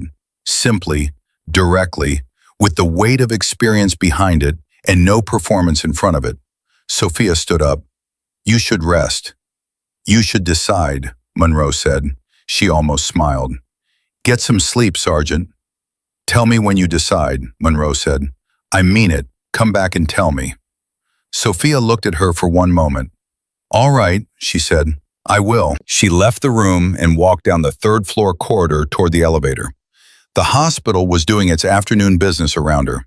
The quieter tempo of the hours between the morning rush and the evening complications. The particular in-between time of a building that never fully rests, but sometimes breathes. She took the elevator down to 2 and went to cardiac post-op. She had not called ahead. She had not asked Petrov for visiting clearance. She simply walked to the post-op unit and went to the nurse's station and said, I'm Sullivan. I need 2 minutes with Colonel Garrett. And the nurse at the station looked at her for 1 second and said, Room 7, and did not ask another question. The room was quiet. The monitors were the soft, steady monitors of a patient who has come through the acute phase and is in the business of recovery. The numbers doing the careful, incremental work of improving. He was awake. His color was better than it had been when she last saw him, and his eyes, when they found her, were alert and fully present. Sullivan, he said. His voice was different from the barely there voice on the gurney. Still worked over, still rough at the edges, but grounded. His voice again. Sir, she said. She sat down beside him without being invited, because there was no version of her relationship with this man in which she stood at a formal distance. Petrov tells me I was about 20 minutes from dying when you figured out what was happening, he said. Petrov is being generous with the timeline. He said less than 20 minutes. Then Petrov is being accurate. The colonel looked at her. In his face was everything that had accumulated between them across the years. The missions, the extraction in Paktika, the 2 years of distance during which she had been reassigned to a desk, and he had been building a program with her name written into its foundations. I owe you my life twice now, he said. We're even, she said. You signed the recommendation that got me into the flight program in the first place, 13 years ago, before I had any real hours. He was quiet for a moment. You remembered that. I remember everything, she said. You know that. He made the sound that was almost a laugh again. The general called me, he said, before I was fully out of anesthesia, if you want to know the truth. Told me he'd offered you the bridge initiative. He told you while you were still under anesthesia? I may have given him instructions to do so before I went under, the colonel said, with the expression of a man who has absolutely no regrets about this. I wanted to know the moment you said yes. I haven't said yes yet, but you're going to. She looked at him steadily. He looked back with the calm certainty of a man who had spent 23 years reading people in high-stakes situations and knew what a decision looked like on a face, even before the face knew it was there. She had been sitting with Wakefield's offer since noon, had been turning it over during every task, every patient update, every conversation, the way you turn something over when you already know its shape, but want to be sure you're not fooling yourself. She had been testing it against the alternatives, against the reinstatement offer from Caldwell, the active trauma staff role, the thing she had spent 2 years wanting and had this morning, finally, been given. It was a real offer, an honest one. And in another version of her life, in a version where the bridge had never been proposed, it would have been the right answer. But the bridge existed, and Monroe was right about windows. The program needs to include civilian nurses, she said. Not just medics, civilian trauma nurses at every satellite location go through the full curriculum. Both directions, that's non-negotiable. The colonel's expression did not change because he had already anticipated this. Already written into the proposal, he said. Page 12. She had not read page 12 yet. She had not read any of it yet. You wrote the civilian nurse component in. I wrote it in 14 months ago. He met her eyes. Because I knew who was going to run it. The weight of this settled on her. Not the flattery of it, the honesty of it. The fact that in 14 months of being invisible at Mercy General, invisible to Caldwell and Fitch, and the institutional machinery that had decided what she was, there had been a colonel at Fort Bragg who had never stopped seeing exactly who she was and had been building her a door. She felt something give way in her chest, not dramatically, not with tears or any performance, just a quiet giving way, the release of something that had been held under sustained pressure for a very long time. Tell the general, she said, that I'll have a response in writing within 48 hours. The colonel nodded slowly. 48 hours, he said. You negotiated Wakefield down from 72. I work fast, she said. He almost smiled. You always did. She sat with him for a few more minutes, not talking much, the particular comfortable silence of people who have been through enough together that silence between them has its own texture and its own content. She told him about Torres, about the morning's patients, about Monroe on the third floor reviewing reports from her recovery bed. He listened the way he always listened, completely, with the full weight of his attention, which was one of the things she had always respected most about him. The ability to be completely present. She stood to leave. Sullivan. His voice was quieter now, the particular quietness of someone saying the thing they have been saying in their mind for a long time. What they did to you here, the desk, the reassignment, all of it. He paused. I should have intervened sooner. I knew where you were. I had the standing to make calls. She looked at him. Why didn't you? I thought you needed the time, he said, to recover, to find your footing. I thought I was respecting your process. He held her gaze. I was wrong. I should have pushed harder. 2 apologies in one day, both of them real, both of them arriving not as substitutes for the 2 years, but as honest acknowledgments of them, which was the only form of accountability that meant anything. She thought about what to say and chose honesty over comfort. Yes, she said, you should have, she paused, but you built the bridge, and you sent 4 helicopters. She picked up her jacket from the chair. So we're going to call it even and move forward. He exhaled, slowly. The exhale of a man who has been carrying something and has been told he can set it down. Forward, he said. Forward, she confirmed. She walked out of room 7 and down the corridor and back to the elevator, and she rode it down to the ground floor, and she walked through the hallway toward the trauma bay, and she passed the small office with the desk and the monitor and the window that looked onto the ventilation shaft. She stopped at the door.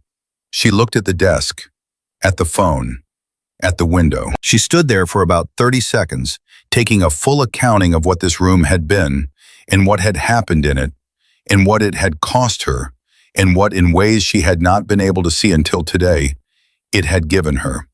Because 2 years of watching a trauma bay from the outside had made her capable of things she would not have been capable of any other way. The patience it had forced on her, the precision, the economy of attention when attention is the only resource you have left. She had been here, and she had been this, and it was real, and it mattered, and she was done with it. She turned off the light. At 4:45 in the afternoon, Sophia Sullivan walked back into the trauma bay for the last time as a desk-assigned administrative nurse. Torres was there. Dolores was there. Marcus was there. Okafor had stayed past her start time, which she would do again because Okafor was that kind of doctor. Even Caldwell was there, at the board, doing what he always did, which was exactly what needed to be done. They all looked up when she came in. She did not make a speech. She was not a speech person. She walked to the communication station, and she picked up the duty log, and she updated it with the afternoon's patient status in the clean, precise shorthand that Torres had learned this morning and would teach to the resident after him and the resident after that. The notation system that would probably outlast her tenure in this building by decades. When she was done, she set down the pen and looked at the room. "Good work today," she said. "All of you." Dolores said, "Welcome back, Soph. Not welcome to the department, not welcome to active status, just welcome back." Two words that contained all of it, the entire weight of what had been lost and found and fought for. And finally, on a January morning when 4 Marine helicopters shook the winter sky, returned to its rightful owner. Sophia Sullivan picked up the next file on the communication stack and opened it and got back to work. And in every corner of that room, the people who had witnessed this day continued doing what they had trained their whole lives to do. And none of them, not a single one, would ever mistake a limp for a limitation again. Angel 6 was back, and this time she was staying on her own terms.